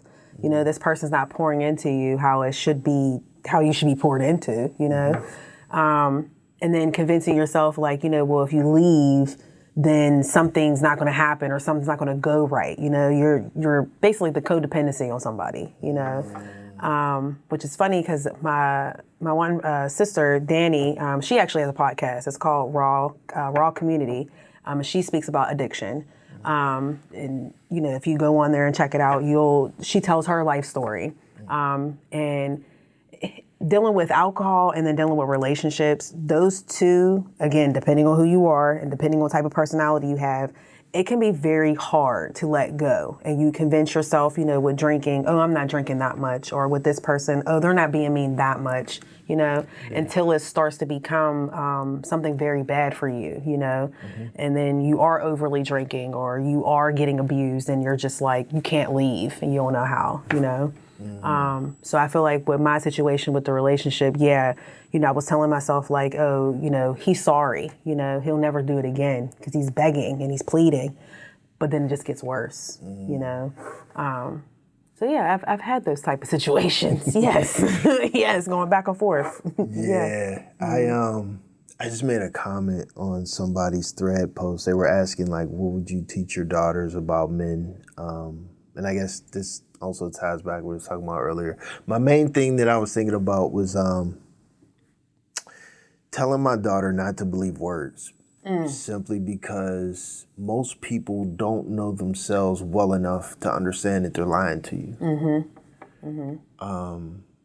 And this is more from my personal experience, like me personally, and how I would treat women in the past, where we feel that, I forgot what the word is. Is it the oxytocin? I wrote a list of all the hormones somewhere in here. Let me see if I can find it. Okay. Dopamine? Oh, go ahead. So there's oxytocin, dopamine, serotonin, of course, testosterone and estrogen, and then vasopressin.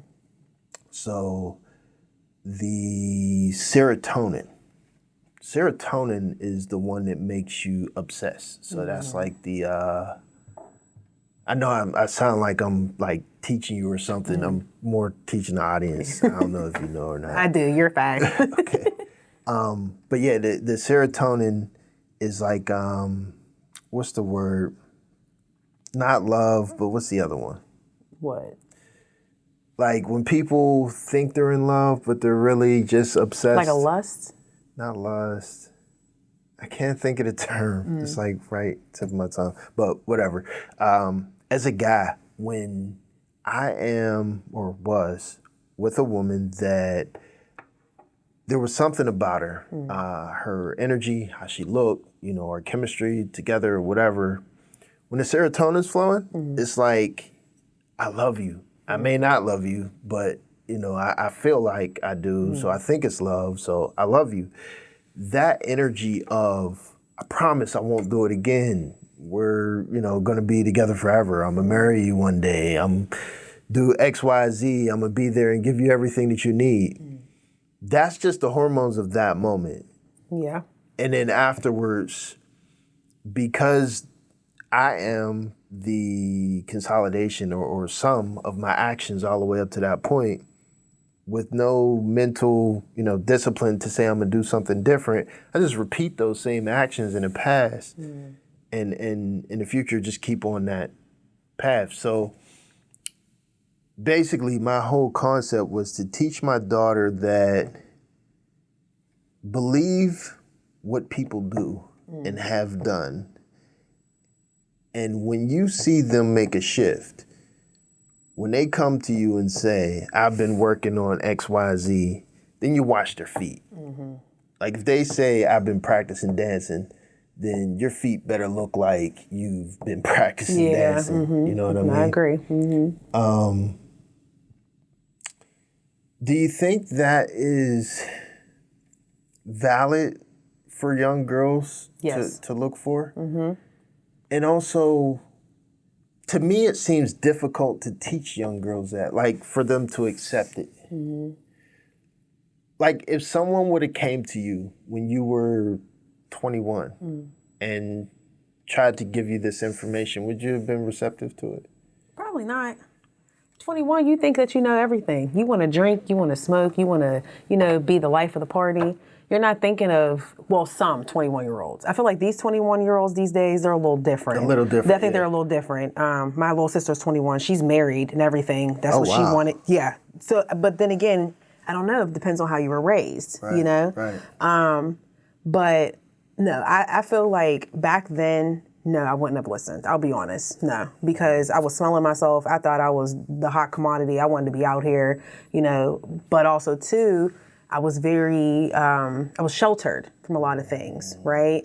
I mean, I knew a lot of things, but I still had that, no, you can't go here. Like my cousin was going to a party. She was like 14 years old and we had to ask my mom. My mom said, no, you can't go. Like stuff like that, but Stanton Heights. So it's one of those moments where it's like, depending on how you were raised, if you were boxed in, I feel like sometimes you're not going to be receptive versus somebody who you kind of were let go a little bit, you kind of would be like, okay, let's see what she has to say, because you're not wanting to smell so much, if that makes sense. You're not wanting to be eager to be out there. Right. But I feel like if you have a balance, but I don't know, maybe these 21-year-olds will be a little bit more receptive, maybe. I feel like, yeah, because they're a little bit more mature in a way, a little bit, just a little bit, not a lot, not a lot. I was about to say in a specific way. Yes, no, not a lot. They still do too much. Man. But I love them. We love them. Yes. We love them. We do, absolutely. There was another question. I think I completely swiped past it. Small choices. We covered that one. Oh, celibacy. Oh, man. Allows you to think more clear. Yes, it does.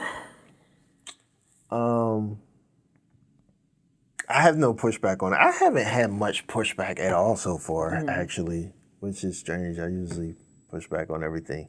So that means you agree then? Yes. Yeah. I mean, there's, this is, Hey. it's like, what do you want to, like, as people, what do we want to do? Like, how, now that we know that this is happening, now how are we going to make a difference? Like, are we going to keep boohoo crying about it? Which, I mean, cool, we can give ourselves those times. But in all actuality, it's like, we got to start moving, we got to start healing our community. Like, this is what the issue is with the Black community, in my opinion. Yes. Okay. So, in the question of how do we heal, right? It always comes down to, well, the person has to be ready. And like, as if you had to heal or give your 21-year-old self this information, would you have listened? Probably not. And when we add up, all of these results of how do we heal? Well, we kind of can't.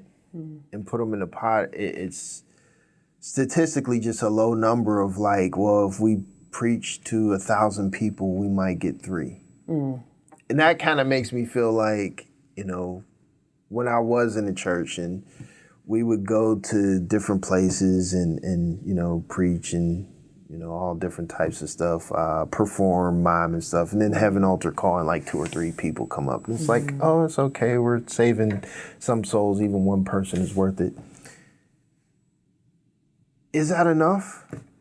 Or is I don't think so. Like, there's so much more the church can be doing. To be honest, I'm gonna be honest with you. And I've talked to my godmom about all this, and we've had, I've had my pushbacks with her, and her being a pastor, you already know she probably had lots to say.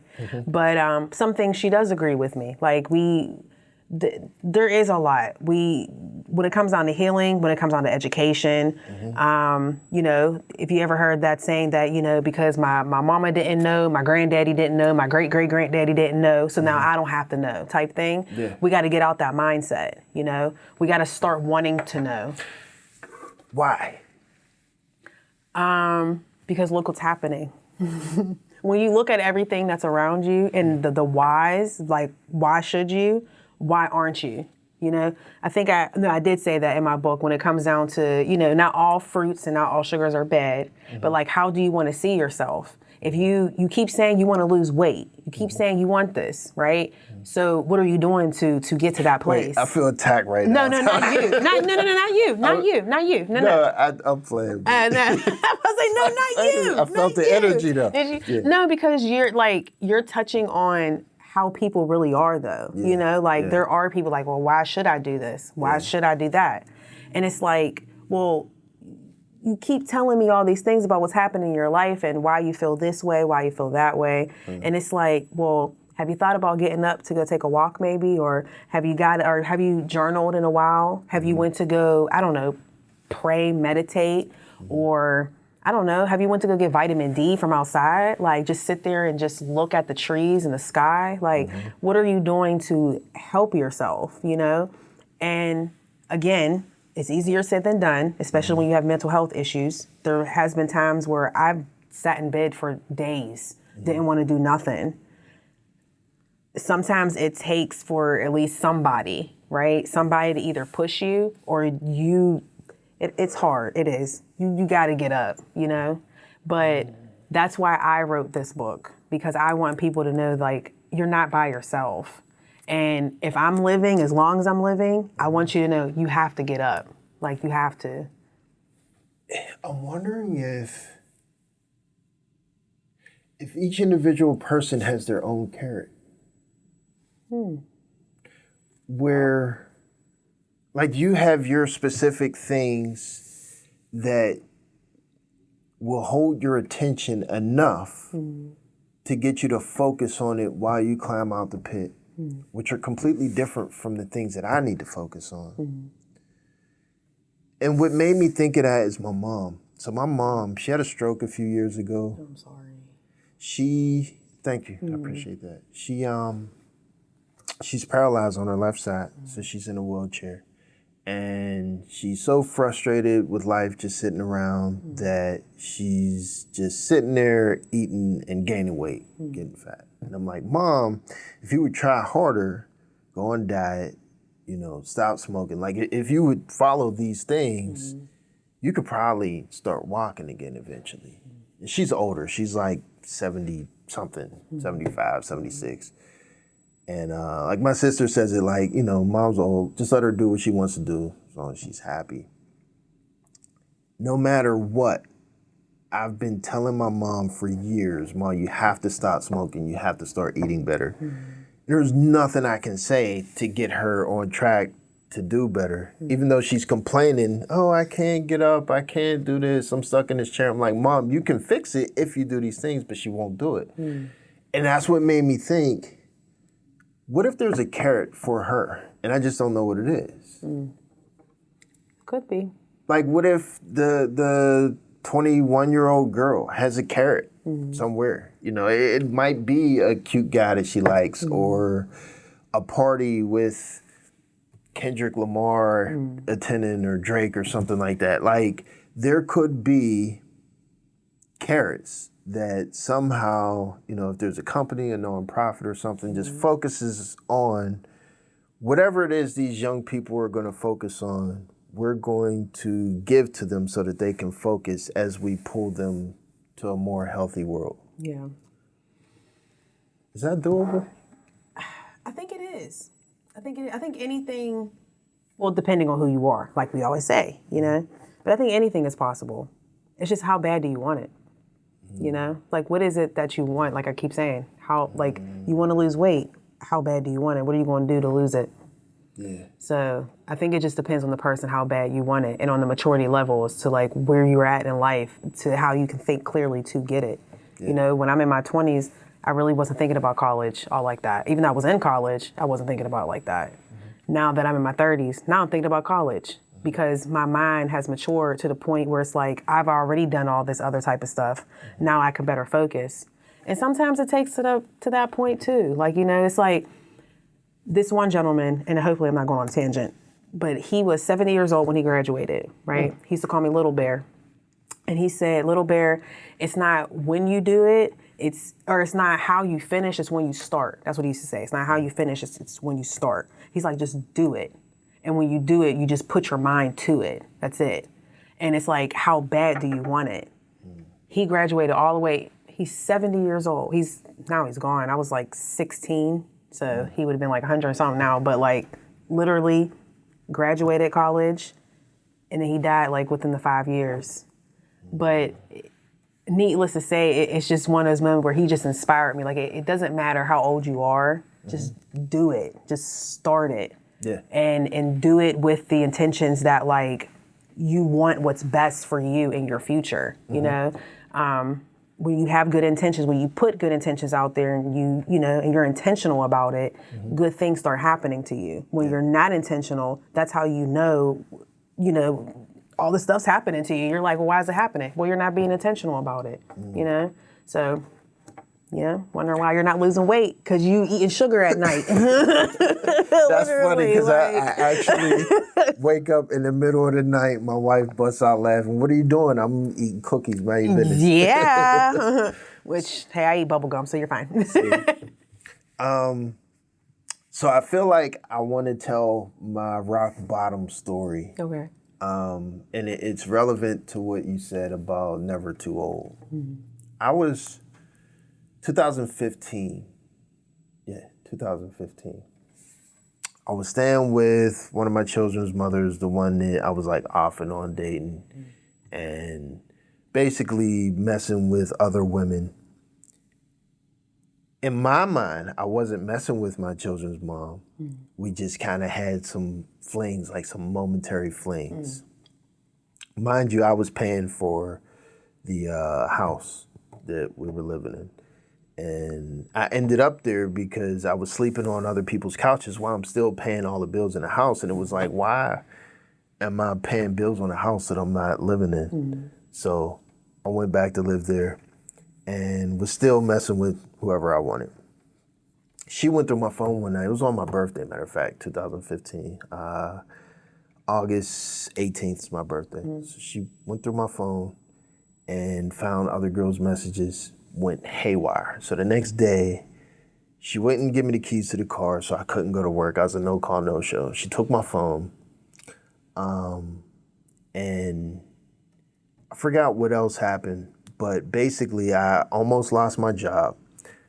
I didn't have a vehicle anymore because she went haywire and it was her car. So I had no way to get back and forth to work. So that day, I think I had $36 in my account.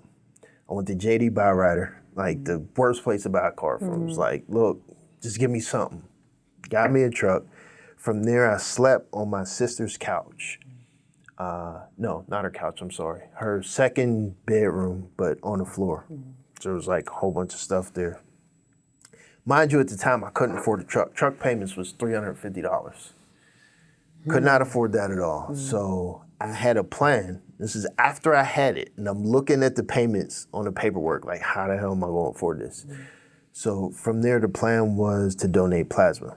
So I donated plasma 2 to 3 times a week, as much as I possibly could. And then I got another job. So I was a technician at the time, making decent money, but not enough. I had another job washing dishes at King's. I remember Kings. Yeah. So this was out here, actually, Bridgeville. I'm guessing you probably no idea where it's at. So what I would do, three, maybe 4 days a week. So I would work Monday through Friday, my regular job. 3 to 4 days a week, I would go wash dishes at King's.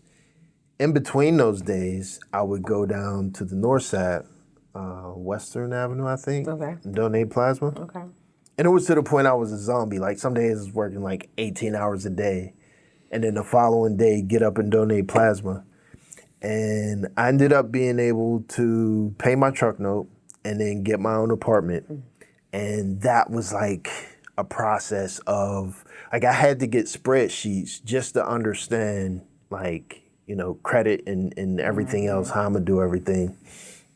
That's the same year I went back to school for engineering. And started working on my credit. So I used JD Byrider. Matter of fact, that was the first credit account. And my intent was to use that to like improve my credit. So I had that. I had another program because I was in University of Phoenix before. So another program that I was paying on that would help me with my credit. I got me another credit card. Literally from 2015, it's just been a gradual process up until now. Well, we'll say 2017, I bought my house.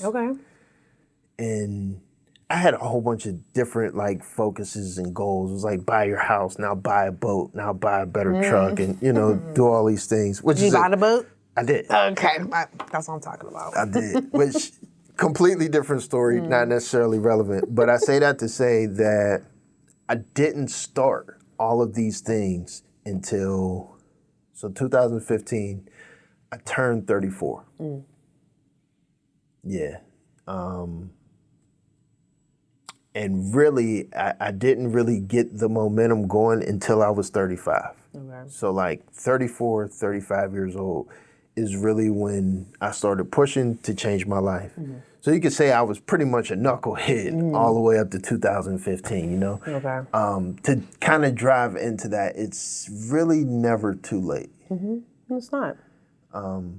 Yeah, and I mean, to go from, sleeping on someone's couch, family member's couch, not necessarily being able to pay bills. I didn't have a vehicle, all the way to now to where, I'm taking care of my household. Like, my wife's, for the most part, like a stay-at-home mom. She does a bunch of other stuff too, but to go from that to this, like, while still being an adult, and I didn't go straight into college right after high school and stuff like that, is kind of like I want to double down on that message, because I hear it pretty often. People are like, oh my God, life's over, I'm 35. Like, no, you just began. Yeah. Shoot, Oprah, what, became a millionaire at 40? Yeah. There's so many stories. But the reason why I said, did you get the boat? Because that's what I want. That's my goal. Boat? My goal is to own a boat. I promise you. So if you ever look up my name, Tayana, I am $250,000 in Miami. That's all I'm going to say. A quarter of a who? $250,000 in Miami. Yes, it's called the Tayana boat. You can look it up. I promise you. Wait a minute. What are? Yes. So yes, if you ever look up Tayana, I am like $250,000 in Miami. I'm a yacht. So I've always stated when I was a kid, because everybody will always ask me, like, what does your name mean? I said, I don't know. I don't know what my name means. So now I tell people. That's what it says. Yes, I told you. Yes. Popped up on AI. Yes. Okay. So my goal in life since I was a kid is I've always wanted to buy a boat. I've always wanted one. So you inspired me. There you go. Yep. That's going to be my goal. That's it. That's what's up. Yeah, I'm really heavy into fishing. Okay. I've never fished, but I want to start for my kids, because I have my son, and I'm just like, we got to do something that I've never done before, Yeah. Absolutely, 100%. Like, if you're interested, like, I always take, like, any friends, wherever, like, I'm open. Like I said before we started the interview, I'm like, kumbaya, everybody. Yeah. So every year I take friends of mine up to Erie. Okay. And we walk the creeks and we fish for, like, big steelheads, kind of like salmon. Okay, yeah, that'd be cool. Yeah. Yep. It's real nice. We do down the river sometimes, whoever's available, I call my friends, catch catfish, whatever. Yeah. It's always been my thing to be in the outdoors, so we go camping every year. And yeah, for me, it shifted because my dad had me fishing since I was like 9 years old. And now, fishing from the shoreline just became boring. And I just learned that I might be neurodivergent, like have this ADHD, where fishing for me is like so many different things, like a science you have to do like live as you're doing it. So it's like, which way is the wind blowing, and what's the temperature, and where's the sun at, and where's the, So you're good for survival mode. Yeah. That's why for sure when you out there in the woods. Yeah, I'm ready for the zombie apocalypse. Well, me too. You don't gotta tell me twice. I'm like, all right, I'm ready. Got my solar batteries and everything, so we good. Nice. Everything's solar. Nice. So yeah, I don't like fishing on shore, so it was like I want my own boat, and yeah, saved up my money, and when I bought my house, got my boat. I would say there are some things about it. Study as much as you can before you buy it. Gotcha. Because there are some things that if you are not educated on, it just works against you. It is really bad. Okay. So like I put my boat outside and I have like a carport and it's just covered. And I have all types of critters crawling in, chewing on the lines and... Okay, yeah. Yeah, then the humidity, because I live under trees, so like when it rains and it's hot out and stuff like that, humidity grows mold like inside the boat. Every year I have to go and scrub and clean it out, and Okay, that makes sense. there's a lot of things that's kind of like makes it a headache. Okay. Well, yeah, I will study. Thank you for that. Maybe I need to hear that. I'm just like, I'm a boat. Like, I just want one.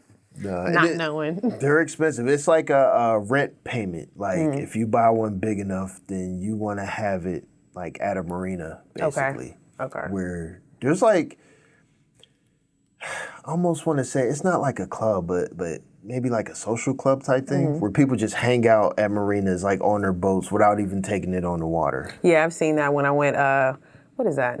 It's downtown, but wherever that place is at.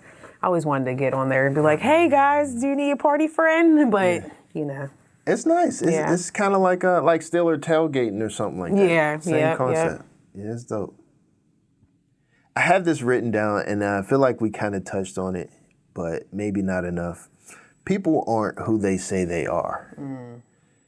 And I feel like maybe I didn't pull this from the book, but maybe one of your videos. Did you post a clip that said something like that? Something close to that, yeah. Some people, like some along the lines of like trying to be your friend, but they have like weird intentions to like why they're trying to be your friend. Yeah, matter of fact, that is in my book. Yeah, that is in the book. I've had a situation where somebody was actually talking to, or used to talk to my children's father when I was pregnant with my son. And, you know. Oh. Yeah. Okay, and I remember. Yeah, it's in the book. Yeah. And I was like, yeah. And it was one of those moments where I was just taken back, like, why? Yeah. Like, what was the point? She needs a name. Let's call her. She needs a name. Let's call her Lucy. Lucy, all right, yeah. Lucy. All right, so Lucy, I need some transparency here. Did you want to fight Lucy at all? No, I didn't. So I'll say this: I am not a fighter. I'm only a fighter when you got to make me real mad. Okay. I mean, really angry. Like, I think the only person that ever made me like super duper angry was probably like my mom's boyfriends or my baby's dad. Like that, because it was just the disrespect. Right. But from her aspect, it was almost like I was at a vulnerable moment where, you know, I wanted friends. I lost all my friends due to my relationship. And then it's like no enemies or anything, but I think everybody was just tired of like I just wasn't myself. Right. So met this girl. Actually, I met her online, which kind of threw me off because she had like, you know, a lot of followers. Like she was one of those, you know, one of those top females that it was just like, you know, you wanted somebody who got 1,000 followers, like whatever. And after like the third encounter, like, you know, our kids already met each other. So y'all had already met? Yeah. Wait, hold on. Yeah, I know. So did she reach out to you first? Yeah. And y'all met and been around each other multiple times. And then like that very third time, because she was like, let's have like a girls' night. That was the moment that she was like, I need to get this off my chest type of thing. Which at that moment, the way that she was describing, it was like, you know, I feel so bad. And I just, you know, I just wanted to kind of reach out to you to kind of get to know you. And then I kind of wanted to talk to you. But it just, it just turned out to be something totally like not even needed to be. I'm curious if like, oh man, what is the name of that movie? There's a movie with Gabrielle Union and LL Cool J, where LL Cool J makes a bet with, no. Is it some other dudes, they make a bet or something and they hire LL Cool J, like, yeah, we want to see if you could date her or sleep with her or something. That was the other making bet. That one, and he actually falls in love with her and stuff like that. Could it have been that her initial intention was, you know, to be manipulative or whatever, and then she actually truly became your friend after? Possibly. I mean, that could be a possibility. Is it like in that moment when you realize, and it's like, well, boundaries, like, did you care if that was the case? So we're just going to be vulnerable. We're going to be straight truth. I think where my mindset was, because of everything that I already been through with him, it was I want to get to know you too type of thing, because I want to see if you're still messing with him or y'all still talking, or like, what is it about her that he wanted that, you know, like, and that's, I'm just leaving in my truth. That's the type of thing. So, and then once I really started realizing, that we weren't really each other's cup of teas. Like, it wasn't no enemy type of things, but it was like I really wanted to heal. Like I wanted to be okay. And, one thing that you got to understand is if you're trying to heal and people are bringing you things that they shouldn't be bringing you, it's almost like, are you really a good friend to me? And then not even that, your very initial thought was to tell me dealing with, the individual, but then you still was keeping up on the individual. So, I think there was just a lot of, I don't know, weird obsession and ill intent involved in a way. Don't dislike the person. Don't hate anybody. I just thank you for that experience, because then it teaches me how to better decipher that if any female tries to come and tries to be friends because they feel sad or whatever dealing with my ex, I want nothing to do with it. Like, I just don't want nothing to do with it. And that kind of gives like that hint. I think this was the chapter, but kind of gives that hint towards, okay, social media. Like y'all got some stuff going on. This easy access. It is. Yeah, especially if you put too much out there. Because think about it, like, so the type person I was for Facebook and everything, I was putting everything out there. Like, because I wanted to be heard. And then because, I come from Penn Hills, everybody from Penn Hills kind of knows each other, and everybody knew who my children's father was. So it was one of those moments where I wanted to seek revenge. I wanted to expose him. But meanwhile, back at the ranch, I was really exposing myself. I wasn't, other people were feeling like, well, she's saying this, that, and the third.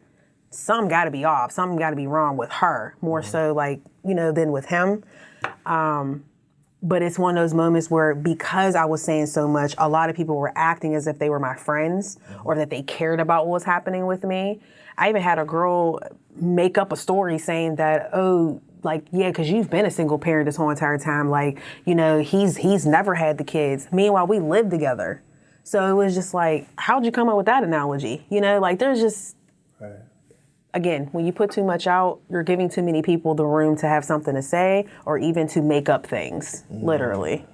So it's one of those moments where I literally had to pull back things that I was saying. And then eventually it just made me want to delete everything, because then I started seeing other people do the same things that I was doing. And I had this one girl where she was telling her whole business about her baby's dad. We was on episode like 55, and I had to message her and I had to be like, this might sound a little off, but I don't know if anybody has told you, but maybe you should kind of get off of social media a little bit, give yourself a break, pull back, because people that are giving you certain advices, people are asking you what's happening. They don't want to know what's happening because they're worried. They want to know what's happening because they want to gossip about it, or they want to have something to talk about, or make fun of. So maybe you should pull back.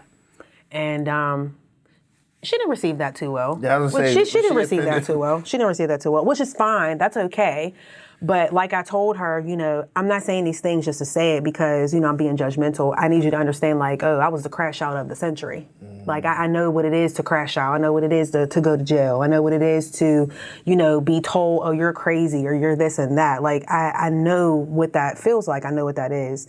And if nobody's telling you, because nobody told me, I'm gonna let you know, maybe you should stay off social media, But like I told her, I respect how she thinks and how she feels, Maybe when she gets to, a certain point in her life, maybe we can have a better conversation. Right. But, yeah, since I deleted my Facebook, social media, like, I don't really see her anymore. So, so maybe if she watches this, she can see, like, I was coming from a good place. I never want anybody to think that I'm being judgmental or I'm crucifying them. Right. Because, people talk about, being called a bird. Oh, I was the biggest bird, okay? You talking about being called stupid and idiot. Oh, you kept going back.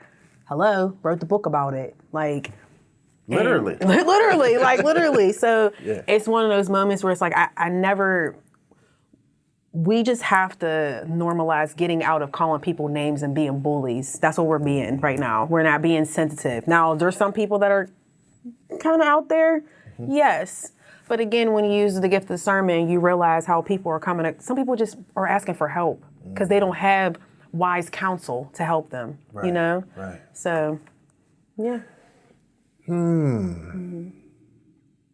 That is so interesting.